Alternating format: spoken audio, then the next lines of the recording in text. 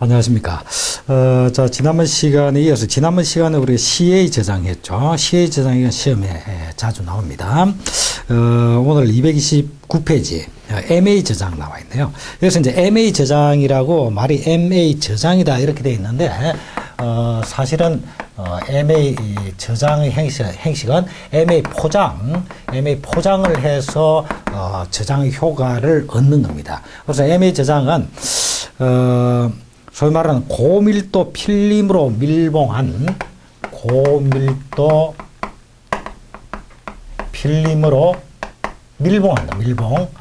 밀봉한 포장단이다 이렇게 보시면 돼. 포장단이다. 자, 밀봉한 포장단인데 여기까지 고밀도 필름으로 밀봉을 시켰다 이런 얘기죠. 그런데 여기서 이제 주로 필름으로 많이 사용하는 게 지난번에 우리가 봤던 폴리에틸렌 같은 거 이런 것들 많이 사용한단 말이죠. 그러니까 결과적으로 이러한 고밀도 필름으로 밀봉함으로 인해서 결과적으로 우리 CA 저장과 거의 비슷한 동일한 효과, 완전히 동일한 건 아니지만은 거의 동일한 효과를 얻을 수 있는 이런 포장이 MA 포장이다 이렇게 볼 수 있는 거죠.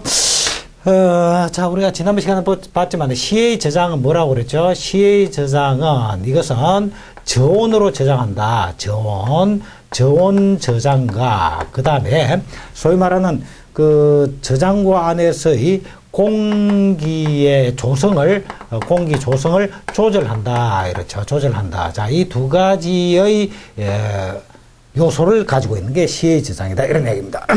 자, 그런데 공기 조성을 조절한다라고 하는데 어떻게 조절하냐라고 할 때, 산소 농도를 8% 이하로 한다라고 하는데 일반적으로 한 3% 수준 정도로 한다.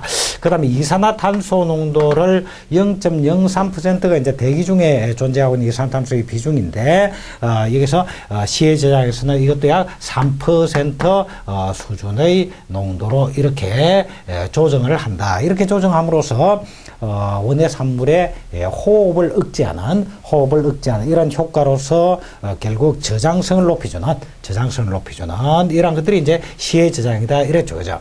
자, 그러니까 고밀도 필름, 폴리에틸렌 같은 고밀도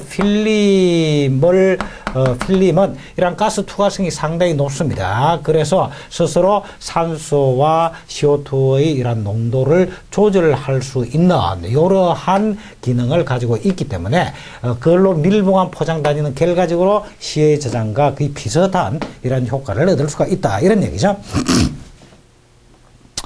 자, 그래서 일반적으로 이 폴리에틸렌 같은 고밀도 필름을 쓴다고 그랬죠. 그런데 이 포장 안에서 원예 산물이 호흡을 한단 말이야. 호흡을 하면 이산화탄소가 배출이 될 거죠, 그죠? 그 다음에 산소는 소모가 될 겁니다. 자, 그래서 이런 이산화탄소 배출이 많이 이루어져야지 이산화탄소가 그 포장 내부에 축적이 되게 되면은 이제 악취가 난다라든지 여러 가지의 장애를 잃게 된단 말이에요. 이산화탄소 장애를 잃게 된다. 그래서 이 가스 투과도는 이 고밀도 필름의 가스 투과성은 이산화탄소의 가스 유통이 더 활발하게 이루어질 수 있어야 된다. 그래서 가스 투과성은 이산화탄소 투과성이 산소의 투과성보다 어떻게 된다? 더 커야 되겠다. 이렇게 이제 볼 수 있겠죠. 일반적으로 한 3 내지 5배 정도 높은 게 좋다. 3 내지 5배 정도 높아야 된다. 이렇게 이제 이야기를 하고 있는데, 어쨌든 이산화탄소의 투과성이 산소 투과성보다 더 커야 되겠다. 이렇게 이제 볼 수가 있습니다. 교재에는 MA 저장이다 이렇게 되어 있지만 이건 이제 포장의 개념으로 제가 설명을 하고 있습니다. 자, 그런데 이런 MA 포장에는 능동적 MA 포장과 수동적 MA 포장이 있다. 우리 교과서에 수동적 MA 저장과 능동적 MA 저장 이렇게 나와 있듯이, 자, 거기서 우선 이제 수동적 MA 포장이다. 자, MA 포장에서 수동적이다라고 하면 수동적 MA 포장이다라고 하면 이건 뭐예요? 수동적이란 말이야. 그러니까 뭐 인위적으로 적극적으로 능동적으로 이러한 공기 조성을 조절하는 것이 아니라 그냥 포장 용기 속에 필름, 고밀도 필름 속에 이어서 이제 포장을 했기 때문에 그 안에서 자동적으로 이제 호흡이 이루어지니까 호흡을 함으로 인해서 산소의 소모량이 증가될 것이고, 그러니까 대기 중에 산소의 비중이 약 21% 되는데 점점 줄어들어서 시간이 지남에 따라서 한번 3%, 4% 이제 이런 수준으로 떨어질 것이고, 그죠? 그 다음에 이산화탄소는 자꾸 이제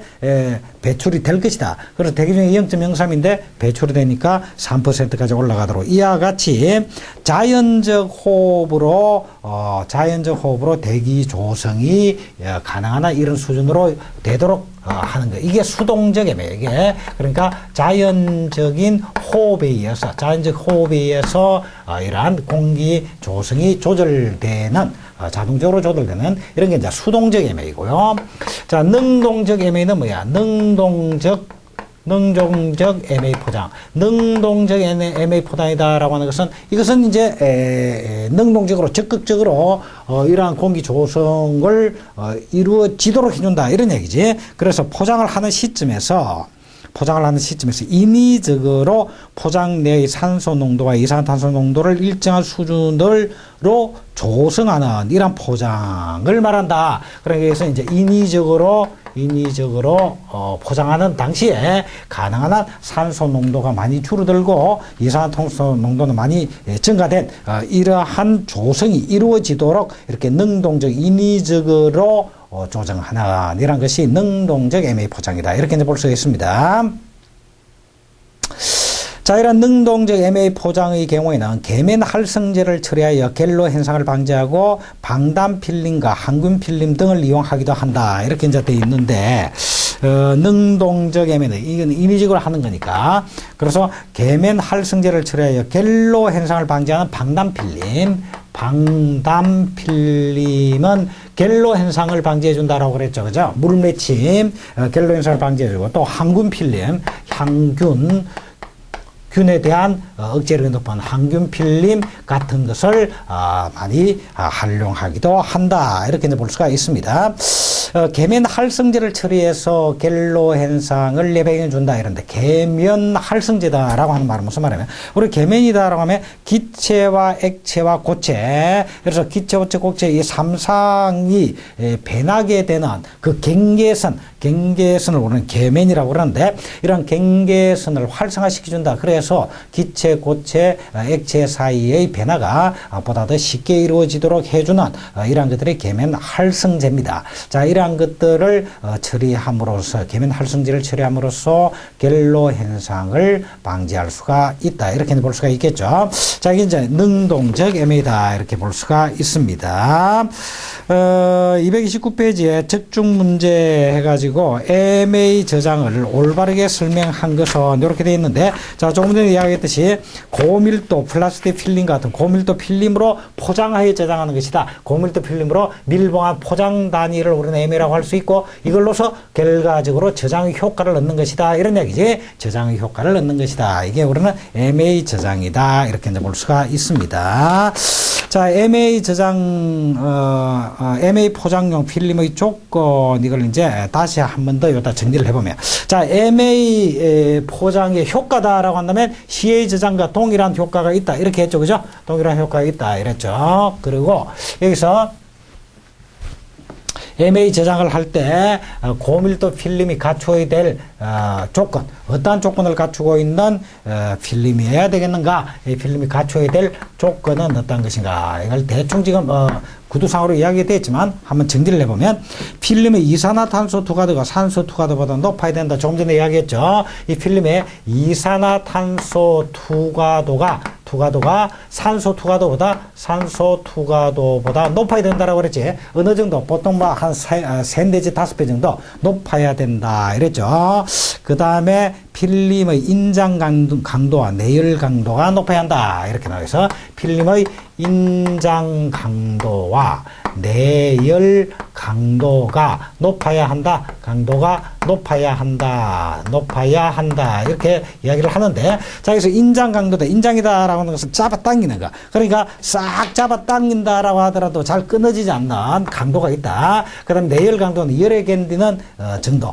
열에 잘 견딜 수 있는. 그래서 인장 강도와 내열 강도가 높아야 된다라고 하는 것이고, 그 다음에 포장 내에 유해 물질을 방출해서는 안 된다. 이 필름 자체가 어떤 유해 물질을 방출한다라고 한다면은 결국은 그 안에 있는 원의 산물이 오염이 될 거다 이런 이야기죠. 그죠? 방출하지 않는 그런 필름이어야 된다. 그래서 고밀도 필름으로 밀봉한다라고 할 때 MA 포장 필름이 갖춰야 될 조건은 최소한 이 세 가지 정도의 조건은 갖추고 있어야 될 것이다. 그래서 CA2 가도가 O2 가도보다 3, 4, 5배 정도 더 커야 될 것이고, 인장 강도, 이 찔기단 말이야. 잘 안 끊어진단 말이야. 그 다음에 내열 강도, 열에 견디는 정도가 상당히 좀 강해야 될 것이다. 그리고 스스로 유해 물질을 방출하는 그것은 안 되겠다. 그런 방출이 이루어지지 않아야 되겠다. 이렇게 이야기를 할 수가 있습니다. 자, 그 다음에 원의 산물을 이제 저장을 한단 말이야. 그 저장하는 동안에 나타날 수 있는 여러 가지 이제 생리적 장애가 나타날 수가 있습니다. 자, 그래서 생리적 장애를 온도에 의한 장애, 가스에 의한 장애, 그리고 영양 장애 이렇게 나올 수가 있고, 또 생리적 장애뿐만 아니라 어떤 기계적 장애라든지 병리적 장애 같은 것이 나타날 수가 있다. 자, 우선 온도에 의한 장애다라고 할 때 동해, 저온장애, 고온장애 이렇게 돼 있죠. 동해라는 말은 언다 이 말이에요. 언다. 그러니까 온도가 빙점 이하의 온도로 내려갔을 때, 빙점이라는 것은 어는 온도. 그래서 빙점 이하의 온도로 내려감에 따라서 원의 산물이 있게 되는 이러한 장애를 동해 장애라고 그러고요. 그 다음에 저온장애다라고 하는 저온이다라고 하는 이 빙점 이하까지는 안 내려가. 빙점 이하 내려가면 동해가 되지만 빙점 이하로 안 내려가고 빙점 이상이지만은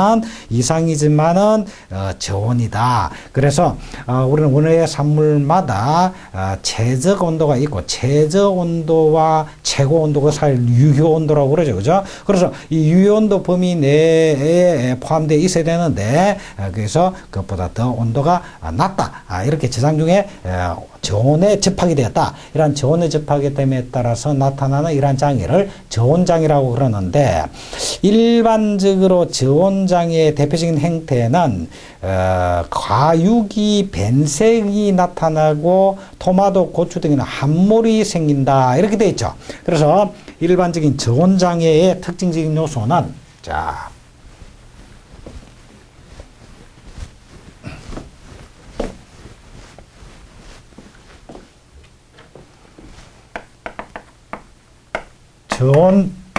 저온장애의 특징적인 요소는 갈육 변색이 나타나. 과일의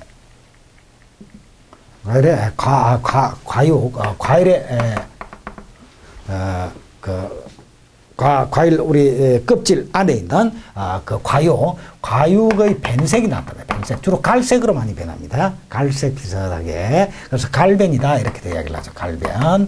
이런 게 이제 나타나고, 또 함몰된다라고 한다면 온팍 파인다, 그지? 과일이 홈팍홈팍 좀 파이는 부분 나타난다. 이런 것들은 주로 저온장애입니다. 그래서 주로 저온장애는 이러한 과육의 변색이라든지 함몰 같은 게 많이 나타나는구나. 우리 교재 보니까 과육 변색이 일어나고 토마토, 고추 등에서는 함몰이 생긴다 이렇게 되어 있죠. 그래서 과육 변색 밑줄 그어 놓으시고, 함몰 밑줄 그어 놓으시고요.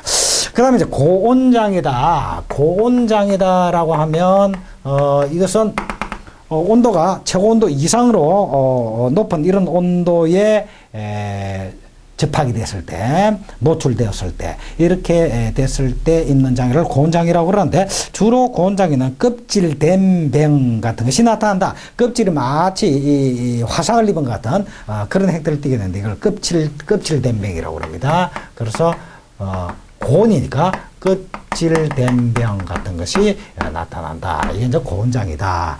자, 저온장애와 동해는 구분해야 된다.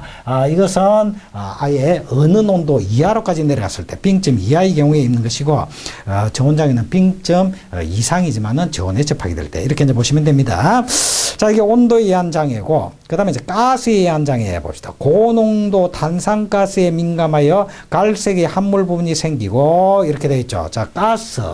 이거는 이제 온도로 의한 장애고, 이제 가스의 장애를 볼 때, 자, 이산화탄소, CO2, 이산화탄소 장애를 한번 보자. 그래서, 이런 고농도의 이산화탄소에 노출되면은, 고농도의 이산화탄소에 노출되면은, 갈색의 함몰 부분이 생긴다. 이랬지. 이것도 역시 갈벤하고 갈색의 함몰이라는 것은 옴팍 파인다. 그래서, 갈색의 함몰이 나타나는 것은 주로 고농도 이산화탄소의 장애다.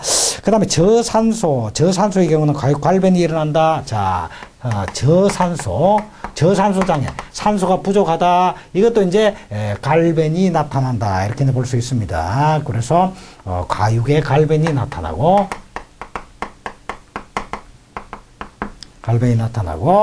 이러한 현상들이 주로 나타난다. 그래서 CO2가 고농도 CO2다. 고농도 CO2에 노출되게 된다면은 갈색의 함몰이 나타나고, 그 다음에 산소가 부족하다. 이것도 가육이 갈변되는, 갈색으로 변하는 이러한 장애를 잊게 되는 것이다. 자, 그러면 230페이지에 영양장애 나와 있죠. 자, 영양장애에 영양이 부족하다. 그래서 재배토양에서 칼륨이 부족하다라든지 또는 질소가 부족하다라든지 칼슘이 부족하다라든지 이런 영양 부족이 나타난다라고 한다면은 여러 가지의 그에 따른 또 장애가 나타난다.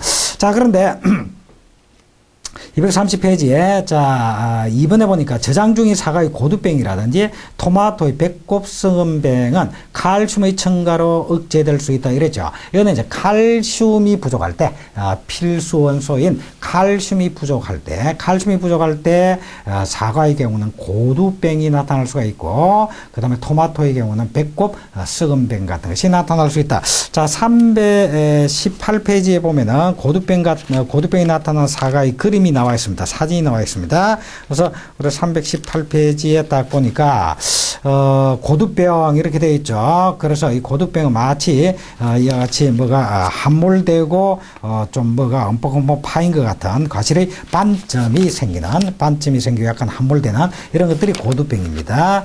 그 다음에 토마토의 배꼽 썩은병 이런 것들은 칼슘의 첨가로 억제할 수가 있다. 이 말은 이런 병들은 바로 칼슘 부족으로부터 나타나는구나. 이렇게 볼 수 있겠죠. 자, 이제 기계적인 장애를 받는다라고 하는 것은 어떤 물리적인 힘에 의해서 예를 들어서 수학에서 저장하는 또는 수송하는 그 과정에서 마찰로 인해서 또는 압축에 의해서 눌렸다 또는 수송한 도중에 막 흔들려 진동에 의해서 이렇게 어떤 장애를 입게 된 경우 기계적 장애라고 합니다.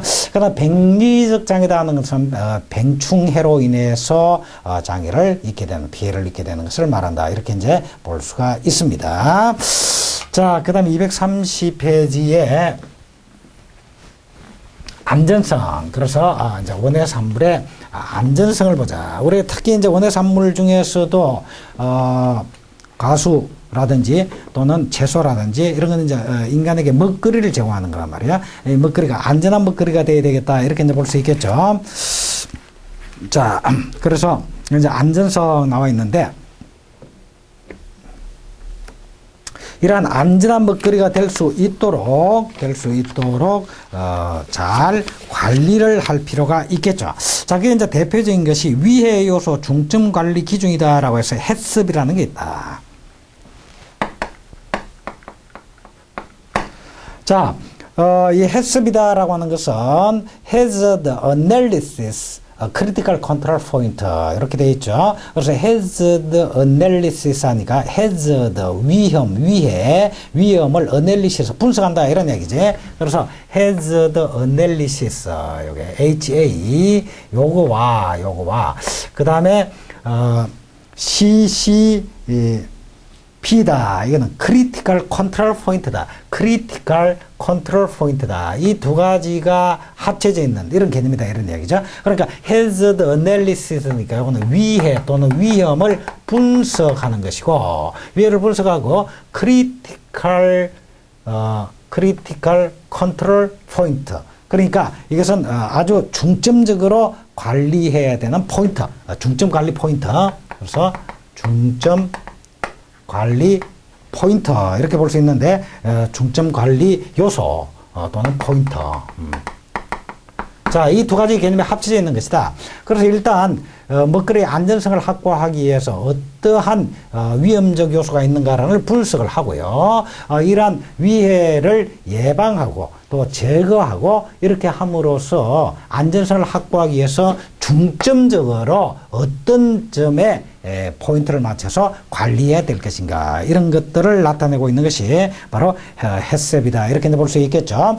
자, 230페이지에 위험 요소 중점 관리 기준에 3번에 보니까 햇셉은 위해 분석과 중요 관리점으로 구성되며, 위해 분석은 위해 가능성이 있는 요소를 찾아서 분석 평가하는 것이다. 이렇게 되어 있고, 그 다음에 CCP는 Critical Control Point는 해당 위해 요소를 방지 제거하고 안전성을 확보하기 위해서 중점적으로 다뤄야 할 포인트, 관리점을 말한다. 이렇게 이제 되어 있죠. 그죠? 자, 그래서, 이러한 햇셉이라는 이러한 개념으로서 안전성을 확보하고자 하는 것이다. 이렇게 이제 볼 수가 있는데, 자, 여기서 조금 그 내용을 좀 더, 분해를 해서 분석적으로 보면, 위해 요소 분석에는 예를 들어 화학적 위해 요소, 생물학적 위해 분석, 물리적 위해 분석, 이런 걸로 나눌 수가 있습니다. 자, 그래서,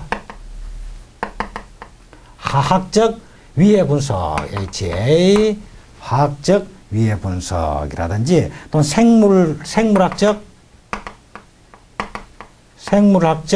위해 분석이라든지, 그 다음에 물리적 위해 분석이라든지, 이런 위해에 대한 분석을 할 수가 있는데, 화학적 위해 분석은 주로 어떤 요소에 대한 분석을 하느냐, 뭐 농약이라든지 다이옥시라든지 이런 것에 대한 분석입니다. 그래서 농약에 대한 분석이라든지 다이옥시라든지 이러한 어떤 화학 물에 의해서 나타나는 인체에 해로운 이러한 위해 요소들을 분석하는 것이다. 이렇게 이제 보시면 되고요. 생물학적 위해 분석이다라고 하는 것은 대장균이라든지 미생물이라든지 대장균이라든지 또는 미생물이라든지 이와 같이 이것도 역시 인체에 나쁜 영향을 미치는 어떤 생물, 미생물 또는 어떤 그 균 이런 데 대한 위해 요소를 분석하는 것이다. 그 다음에 물리적 위해 요소다라고 하는 것은 이것은 이제 우리가 원해 산물에 섞여 있을 수도 있는 어떤 이물질, 예를 들어서 뭐가 있을 수가 있나, 뭐 쇠붙이가 있다든지 주사 바늘이 있다라든지 어떤 조그만 쇠붙이가 같이 수확해서 저장하는 과정에 포함이 되어 있다는 이런 어떤 이물질, 이런 이물질에 대한 요소도 역시 분석을 해서, 자, 이러이러한 위험 요소가 있을 수가 있다라는 걸 분석하는 게 이제 위해 분석입니다. 그죠? 자, 여기에 따라 이제 중점 관리를 하는데, 위해 요소를 허용 수준 이하로 감소시켜서 안전성을 확보할 수 있는 그러한 어떤 관리를 하는 것이다 라고 했죠. 자, 그러면 중점 관리 포인트는 이러한 이제 위해 요소를 분석을 하죠. 위해 요소를 분석을 해서 이걸 완벽하게 제거하겠다, 100% 완벽하게 제거하겠다, 그건 상당히 힘든 목표죠. 그렇기 때문에 완벽하게 제거하겠다라고 하는 것보다는 허용 수준 이하로 감소시켜서 안전을 확보하겠다. 그래서 위해 요소를 허용 수준 이하로 어떻게 유지될 수 있도록 이렇게 하겠다라고 하는 겁니다. 그래서 허용 수준 이하로 유지될 수 있도록 해서 그렇게 감소시켜서 안전성을 확보해 보자라고 하는 것이 바로 햇셉이다. 이렇게 이제 볼 수가 있습니다. 자, 그래서 특히 미생물이라든지 대장균이라든지 이런 위해 요소에 대한 허용 수준 이하로 감소시키겠다라고 한다면은, 이것은 이제 생육 과정에서 온도 관리 같은 것을 잘하고 습도 관리 같은 것을 잘하고 해서 이런 미생물의 증식을 억제시킨다든지, 그지? 그 다음에 수확하고 나서 바로 수확 후에 바로 예근을 한다라든지 또는 예냉을 한다라든지 이런 과정을 통해서 미생물의 증식을 억제하도록 하는 이런 이제 포인트를 잡아 열 수가 있겠죠. 그 다음에 이물질을 제거하겠다 이러면 이제 금속 검출기 같은 걸 통해서, 자, 이런 경우는 이물질이 금속에 이물질이 들어가 있을 수 있다. 그러면은 이 경우는 금속 검출기를 통해서 그런 것을 검출해내는 이러한 관리 포인트를 우리가 설정할 수가 있겠죠. 자, 이게 이제 햇삽인데, 자, 그러면 이런 햇삽은 위의 요소를 분석하고 이걸 관리하고 신속한 조치를 취하는 것인데,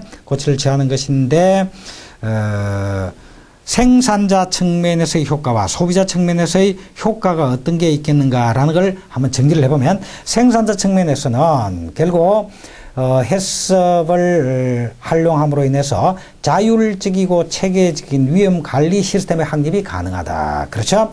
그 다음에 안전성이 확보된 식품의 생산이 가능하다. 또 위해가 발생할 수 있는 단계를 사전에 집중적으로 관리함으로써 위생관리 시스템의 효율성을 높일 수가 있다. 그리고 소비자의 불만이라든지 반품, 폐기량의 감소로 인해서 결과적으로 경제적 이익을 도모할 수 있다. 자, 이런 게 이제 생산자 측면에서의 효과를 볼 수 있고, 소비자 측면에서는 당연히 안전성이 확보됨, 그리고 안전성이 보장되는 이러한 식품을 구입해서 소비할 수가 있다라고 하는 게 큰 이점이죠.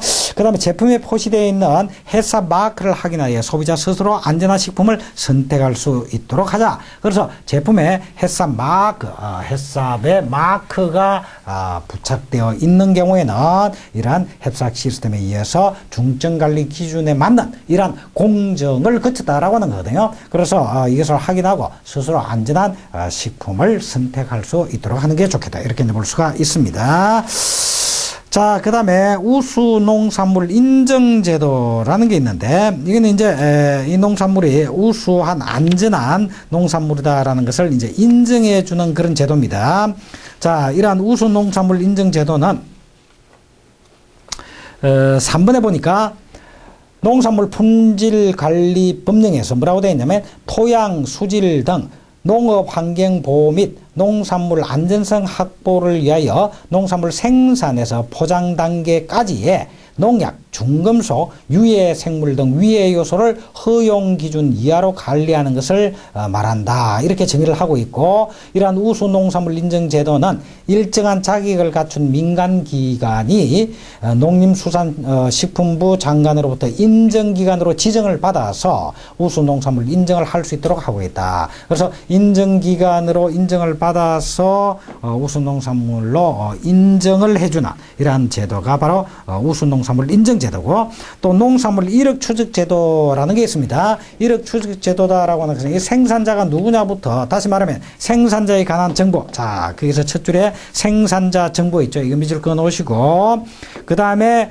작부 체계라든지 재배 방법이라든지 시비라고 하는 것은 이제 비료를 주는 걸 말하죠. 그래서 시비의 내용이라든지 잔류 농약 검사의 유무라든지 이런 등등의 정보를 다 기록함으로써 그 농산물을 소비한 소비자가 어떤 예를 들어 안전선상의 어떤 피해를 입었다라고 한다면 역으로 추적해서 잔류 농약 검사를 했든가 안 했든가, 그리고 시비는 어떻게 했는가, 그리고 생산자는 누구인가, 이런 것들을 역으로 추적해서 파악할 수 있도록 하는 그러한 제도가 농산물 이력 추적 관리 제도다. 그래서 이력 추적 관리 제도는 생산자 입장에서는 자기의 이름이 결국 딱 이력서에 포함이 되어 있을 거라, 그 농산품이 이력서에 포함되어 있을 거라. 그래서 가능하면은 안전한 농산물을 생산할 수 있도록 자기의 이름에 대한 명예를 걸고 이렇게 노력하게 될 것이다. 이렇게 볼 수가 있겠죠.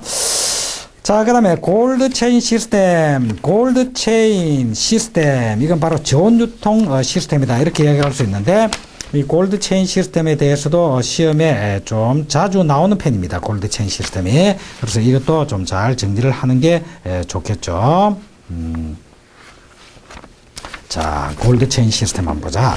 그러면 골드 체인 시스템은 231페이지, 뭘 말하느냐? 1번에 원예 작물의 수확 즉시 품온을 낮춰서 유통과정 전반에 걸쳐 적정 저온이 유지되도록 관리하는 체계를 말한다. 이렇게 되어 있죠. 그래서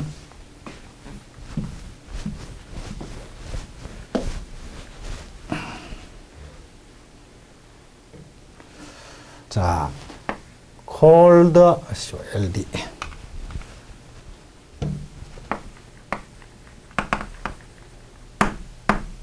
콜드 체인 시스템이다. 이런 얘기죠. 저온 유통 시스템입니다. 저온 유통 시스템인데, 이건 이제 원예 작물을 수확을 하죠. 딱 수확을 하면은, 여기서 원예 작물을 수확을 딱 한단 말이야. 수확을 하면, 이 예냉을 합니다. 예냉을 하니까, 품온을 낮추는 거죠. 그죠? 예냉을 왜 하느냐. 예냉의 효과가 어떤 건지 지난번에 다 봤는데, 자, 수확을 해서 예냉을 합니다. 그러면은 이제 예냉을 하고 저온 저장을 합니다. 저온 저장을 합니다. 자, 이러한 저온의 상태가 쭉 연결돼서 소비자의 손에 올 때까지 이러한 저온 상태를 그대로 유지해서 저장하고 수송하고 이렇게 하는 시스템을 콜드 체인 시스템이다. 이렇게 이야기를 하는 겁니다. 자, 그러니까 여기서 품온을 낮춰서 유통 과정 전반에 걸쳐서 저온이 유지되도록 관리하는 시스템이다. 이렇게 이제 되어 있죠. 자, 그러니까 예냉을 하고 저온으로 수송을 하고 저장을 하고, 자, 이제 진열하는 것까지, 여기서 진열도 저온으로 진열이 되도록 하고요. 그 다음에 매장에서도 진열을 해서 이제 매장에서 소비자에 가는 이 매장에서도 저온 상태가 그대로 유지되도록 이렇게 관리한다. 그래서 이 전 과정을 이렇게 저온이 유지되는 그러한 시스템을 갖추고 있는 것을 콜드 체인 시스템이다. 이렇게 이야기를 합니다. 자, 232페이지에 콜드 체인 시스템의 관리 방법에서 2번에 보니까 저온을 유지하면서 산지에서 소비지까지 운송할 수 있는 냉장 차량의 보급이 필요하다. 그렇죠, 그죠? 그러니까 자, 수확에서 예냉을 하고 저온 저장을 하고 그 다음에 매장까지 쭉 수송을 해야 돼. 수송. 자, 이러한 수송도 저온 상태를 그대로 유지하면서 수송을 해야 되겠다. 이런 이야기입니다. 그지? 그래서 저온 상태를 그대로 유지하면서 수송을 하려면은 냉장 차량이 필요할 것이다. 이렇게 이제 볼 수 있겠죠. 그래서 냉장 차량의 보급이 선결되어야 한다. 그다음에 3번에 판매하는 판매대도 냉장 시설이 설치되어야 한다. 그래서 진열도 냉장 상태가 유지가 되고 매장에서 판매하는 판매대도 역시 이러한 냉장 시설이 설치되어 있을 필요가 있다. 그렇게 함으로써 콜드 체인 시스템을 우리는 갖출 수가 있는 것이다. 이렇게 이제 볼 수가 있죠. 자, 이러한 콜드 체인 시스템의 효과. 콜드 체인 시스템의 효과를 보면 첫째, 원예 산물의 신선도를 유지할 수 있다. 원예 산물의 신선도 유지. 그죠? 신선도를 유지할 수 있다. 이건 뭐 당연한 거죠. 일단, 전부 저온으로 수송하고, 저온으로 저장하고, 저온으로 진열하고. 자, 저온 상태를 그대로 유지하니까 어떻게 돼요?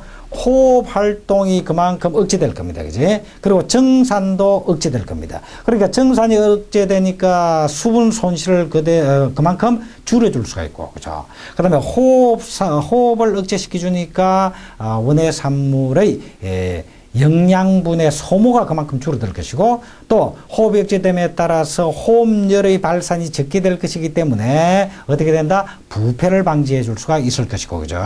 또 호흡이 억제되면 에틸렌의 생성량도 줄어들기 때문에 에틸렌에 의한 이런 피해, 장애도 그만큼 줄여줄 수가 있는 것이다. 그죠?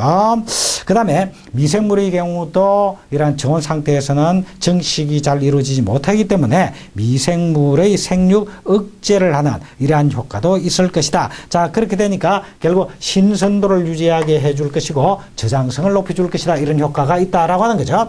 자, 그 다음에 두 번째는 유통의 안정화가 이루어진다. 저온 유통 시스템의 도입은 신선도를 유지하면서 유통이 가능한 기간을 늘려준다. 이런 얘기입니다. 그러니까 자, 신선도를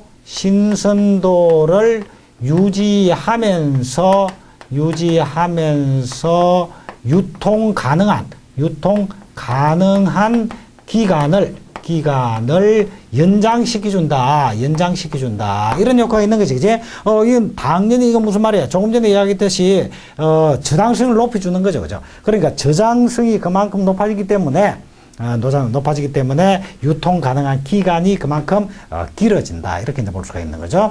자, 이와 같이 유통 가능한 기간이 길어지면 결과적으로 원예 산물에 대한 수요 공급의 조절이 원활하게 이루어질 수가 있습니다. 그러니까 원예 산물의 유통기간이 아주 짧으면은 수요에 비해서 공급이 충분히 제때 공급이 이루어지지 못하는 경우가 나오겠지. 그런데 유통기간이 좀 길다 보니까 제때 공급 가능성이 그만큼 높아지고요. 이렇게 된다라고 한다면 결국 원예 산물에 대한 수요와 공급 조절, 수급 조절이 그만큼 원활하게 이루어질 수가 있을 것이다. 이렇게 이제 볼 수 있고, 자, 수급 조절이 원활하게 이루어지면 원예 산물에 대한 안정적인 유통이 가능하게 된다라고 하는 이런 또 이점도 있을 수가 있겠죠. 자, 이것이 바로 콜드 체인 시스템의 효과다. 이렇게 이제 볼 수가 있습니다. 자, 그 다음에 232페이지 보니까 신선 페니 농산물 이렇게 나와 있죠. 신선 페니 프레시 컷 농산물이다. 이렇게 이제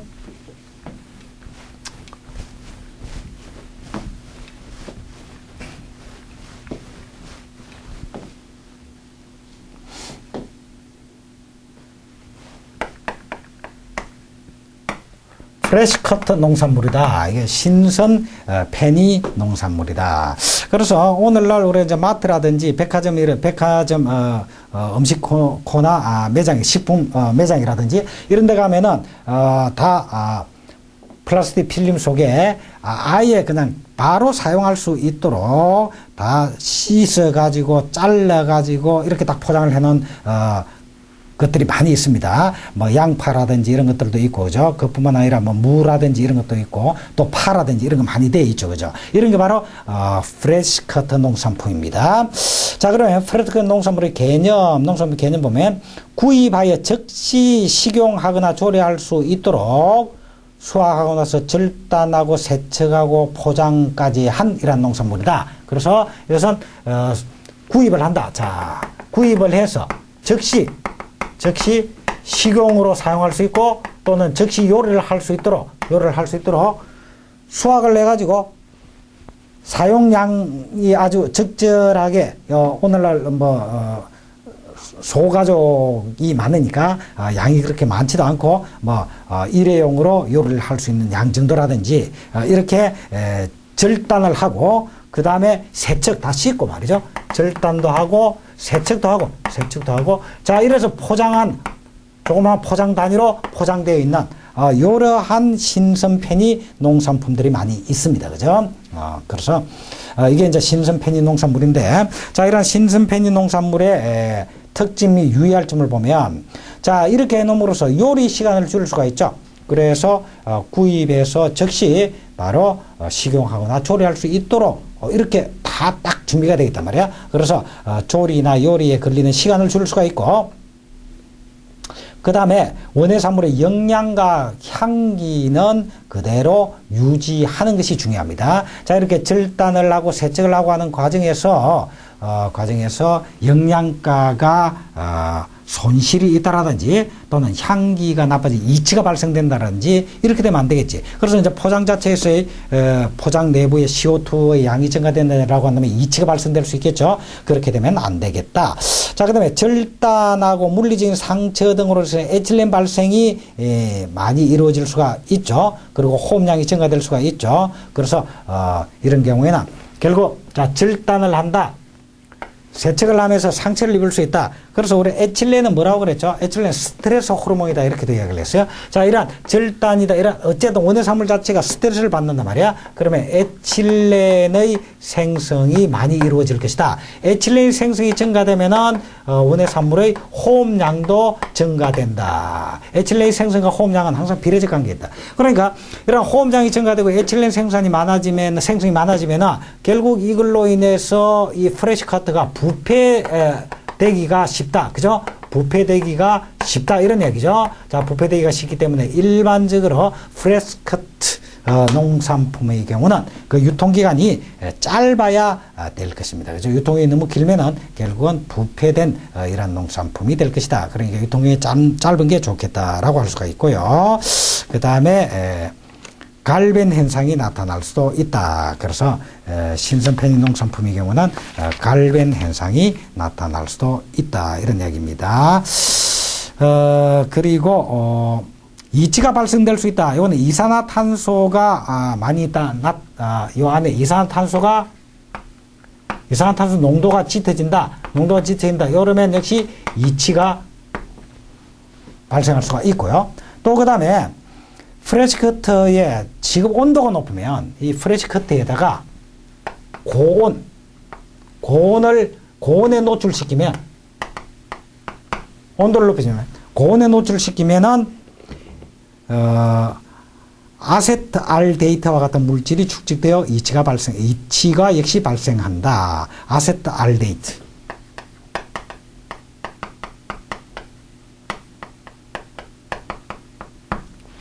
이걸로 인해서 역시 또 악취가 나올 수가 있다. 그래서 프레시 커트의 지급 온도가 높아지면, 다시 말하면 고온에 노출되게 되면 아세트알데히드와 같은 물질이 나와서 이치를 발생시킬 수가 있다. 이런 얘기입니다.